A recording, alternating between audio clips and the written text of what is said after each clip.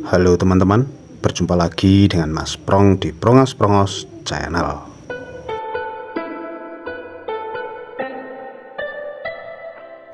Pada video kali ini saya akan ajak teman-teman untuk menyaksikan sekaligus membahas tipis-tipis permainan catur antara Viswanathan Anand melawan Zi Jiangchuan. Permainan ini terjadi pada 24 Juli 1989. Viswanathan Anand atau yang akrab dipanggil Visi Anand merupakan pria berkebangsaan India. Ia lahir pada 11 Desember 1969. Visi Anand pernah menjadi juara dunia dalam kejuaraan catur dunia di Meksiko pada tahun 2007. Hingga akhirnya ia kalah dengan Magnus Carlsen di tahun 2013. Sedangkan Zi Jiangchuan merupakan pria berkebangsaan China atau Tiongkok. Ia adalah orang Tiongkok yang kedua yang mendapat gelar Grandmaster. Setelah sebelumnya Zi Rongguang pas milenium baru, yaitu 1 Januari tahun 2000, ia menjadi orang Tiongkok pertama yang mendapatkan elo rating di atas 2600. Luar biasa. Oh iya, ada satu yang kelupaan. Ia lahir pada 20 November tahun 1960.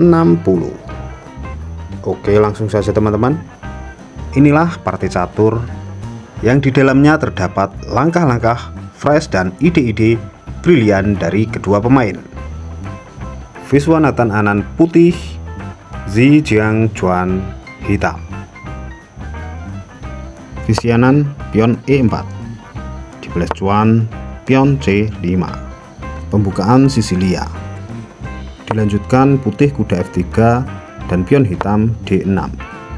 Pion putih D4 menantang pertukaran pion. Dan tantangan diterima. Pion makan pion dan kuda putih memakan pion hitam. Lanjut hitam kuda F6 dan putih kuda C3.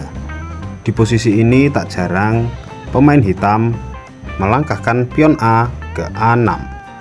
Pembukaan Sisilia variasi Nadrov, tetapi tidak dengan Chuan. Ia memilih menggerakkan pion E ke E6. Dibalas putih pion ke G4. Jika pion G sudah di G4, biasanya para pemain akan rokade panjang. Tapi kita lihat aja dulu. Hitam membalas dengan pion H6. Putih menjaga pion G dengan bentengnya di G1. Lalu hitam kuda ke C6. Pion putih H ke H4. Dibalas hitam pion H5. Menantang pertukaran terhadap pion putih G. Visi Anand tentu tertarik dengan pertukaran pion ini. Karena setelah pion putih G memakan pion hitam H, lajur G menjadi terbuka, sehingga kini dikuasai oleh benteng putih Viswanathan Anand. Kuda Chuan memukul pion, sementara gajah putih mengancam menteri. Mungkin Anand berharap pion hitam F terprovokasi sehingga ia menutup jalan gajah. Dengan begitu pertahanan hitam akan melemah karena pion sayap raja terbuka, sehingga ia menutup dengan kudanya. Lanjut gajah putih E2, pion hitam A6. Dan Visi Anand masih juga memajukan pion ke H5. Gajah terang hitam ke D7 dan menteri putih ke D2. Persiapan rokade panjang. Gajah hitam menambah dukungan kepada kudanya. Dibalas putih rokade panjang. Ini hitam menteri ke C7 mempersiapkan untuk rokade panjang juga. Tetapi lihat apa yang dilakukan oleh Viswanathan Anand, teman-teman. Jika Mikhail Tal saat ia menemui posisi seperti ini, gajah terangnya langsung memukul pion A6. Tapi Visi Anand, ia memajukan pion H ke H6. Ngomong-ngomong, ini langkah pengorbanan ya teman-teman. Karena setelah pion hitam memukul pion putih, gajah gelap hitam memukul kuda. Lalu, apa tujuan pengorbanan pion Viswanathan Anand? Nanti lihat sendiri. Tentu gajah hitam memukul gajah putih. Dan Inilah langkah brilian dari Viswanathan Anand, sekaligus menjawab pertanyaan kita semua. Untuk apa pion tadi dikorbankan? Ingin mencoba langkahnya seperti apa? Silahkan pause video ini. Kuda F5. Posisi seperti ini putih mengancam pion D6 3 kali. Jika hitam memakan kuda, kuda C3 pergi ke D5, menggarpu menteri dan gajah. Setelah menteri hitam pergi, menteri putih pukul pion hitam H6. Dan inilah fungsi pengorbanan pion Viswanathan Anand yang tadi. Karena setelah benteng hitam memukul menteri, benteng putih tidak ada penghalang lagi untuk melakukan skakmat di G8. Tapi sayangnya Cuan membaca pola ini, sehingga pengorbanan menteri tidak dapat dilakukan untuk kali ini. Karena Cuan menjawab dengan melangkahkan gajah ke E7, melindungi pion D yang terancam 3 kali. Otomatis rencana Viswanathan kali ini gagal, sehingga ia memakan gajah dengan kudanya. Setelah Raja Cuan memukul kuda putih, kini Anand berpindah ke plan B dengan memajukan benteng G3, pion hitam ke B5, dan menteri putih F4. Benteng hitam mensupport file D, lalu menteri putih melakukan skak di H4, Raja E8, dan benteng D ke G1 seharusnya sudah sangat kuat mengancam skakmat di G8. Tapi Viswanathan memilih memakan pion B5. Ya, kalian tidak salah lihat dan salah dengar. Jika pion memakan gajah, maka kuda putih akan memakan pion, mengancam menteri dan pion D6. Lalu setelah menteri kabur, kuda akan melakukan skak dengan memakan pion D6. Satu-satunya jalan untuk Raja Hitam adalah ke F8. Dijawab menteri putih ke F6, mengancam skakmat di F7.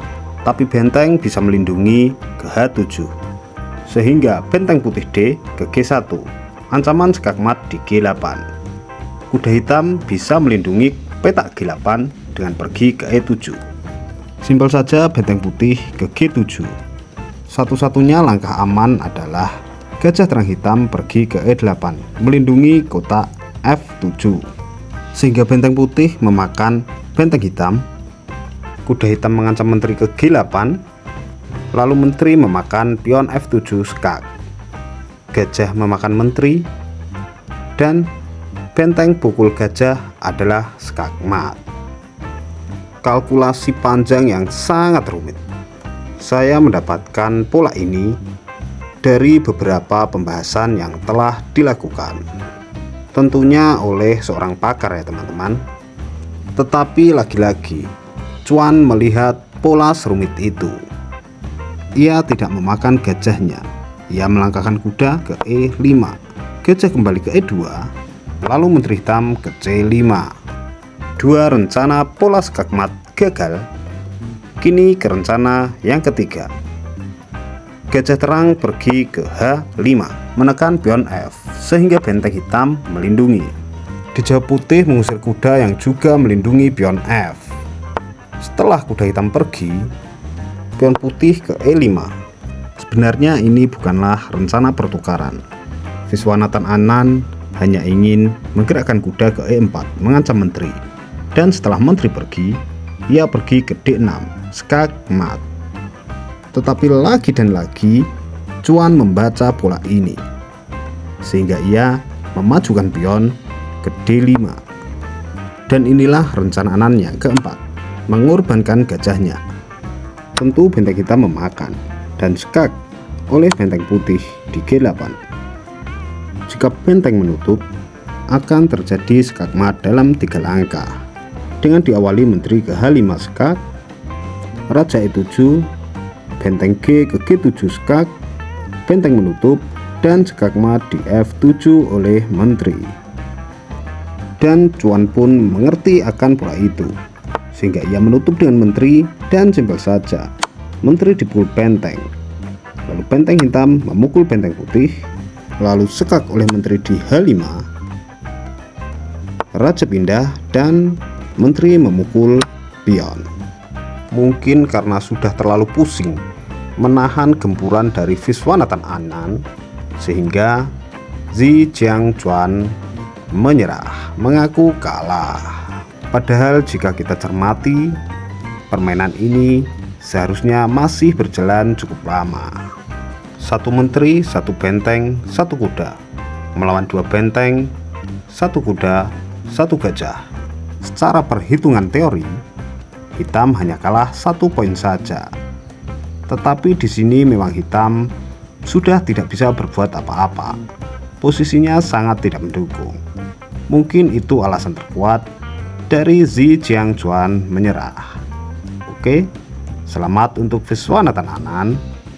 Dan satu pesan yang dapat kita ambil, bahwa terkadang menyerah adalah sebuah pilihan terbaik. Karena dalam hidup tidak melulu tentang menang dan kalah. Dan ingat bahwa menyerah belum tentu kalah. Batik Madrid. Oke teman-teman, sekian dulu video dari saya. Kurang lebihnya mohon maaf yang sebesar-besarnya. Mohon kritik, masukan, dan sarannya. Terima kasih sudah menonton dan wassalamualaikum warahmatullahi wabarakatuh.